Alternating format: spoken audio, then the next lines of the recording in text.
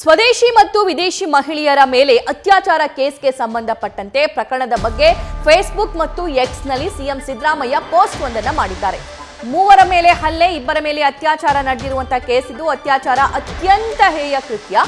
ಘಟನೆ ವರದಿಯನ್ನ ಪಡಿತೀನಿ, ಘಟನೆಯ ವರದಿಯನ್ನ ಕೂಡಲೇ ಪೊಲೀಸರಿಂದ ಪಡಿತೀನಿ, ತನಿಖೆ ಕೈಗೊಂಡು ಅಪರಾಧಿಗಳನ್ನ ಶಿಕ್ಷೆ ಮಾಡುವ ಅವರ ಪತ್ತೆಗೆ ಸೂಚಿಸಿದ್ದೀನಿ ಅಂತ ಅಂದಿದ್ದಾರೆ.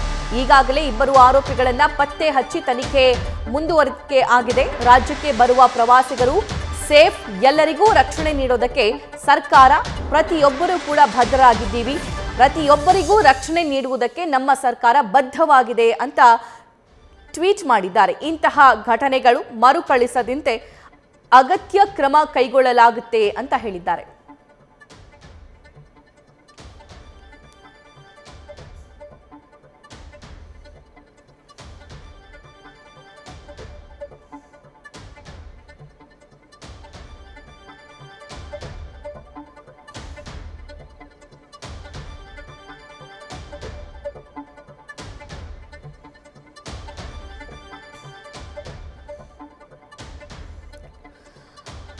ರೇಪ್ ಕೇಸ್ಗೆ ಸಂಬಂಧಪಟ್ಟಂತೆ ಸಿದ್ದರಾಮಯ್ಯ ಅವರು ಬರೆದಿರುವಂತಹ ಟ್ವೀಟ್ ಇದು.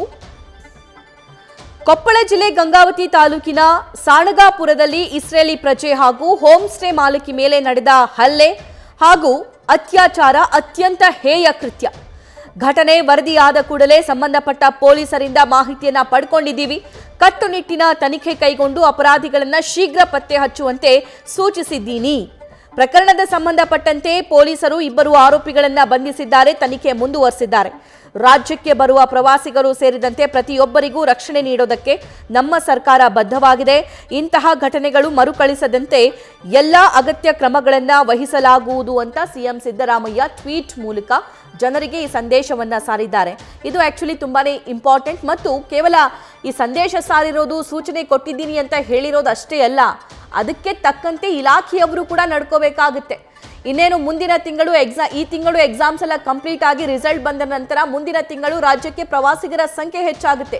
ಕೇವಲ ಪ್ರವಾಸಿಗರು ಅಂತ ಅಷ್ಟೇ ಅಲ್ಲ, ಇಲ್ಲಿ ಇದ್ದವ್ರಿಗೂ ಕೂಡ ಆ ರಕ್ಷಣೆ ಸಿಗಬೇಕು, ಆ ವಾತಾವರಣ ಸಿಗಬೇಕು. ನಾವು ನಿರ್ಭಯವಾಗಿ ಓಡಾಡಬಹುದಪ್ಪ, ಕರ್ನಾಟಕಕ್ಕೆ ಬಂದರೆ Karnataka is the safest place ಅನ್ನೋದು ಜನರಿಗೆ ಮನವರಿಕೆ ಆಗಬೇಕು. ಆ ರೀತಿಯಾಗಿ ಇಲ್ಲಿನ ಕಾನೂನು ವ್ಯವಸ್ಥೆ ಇರಬೇಕಾಗುತ್ತೆ.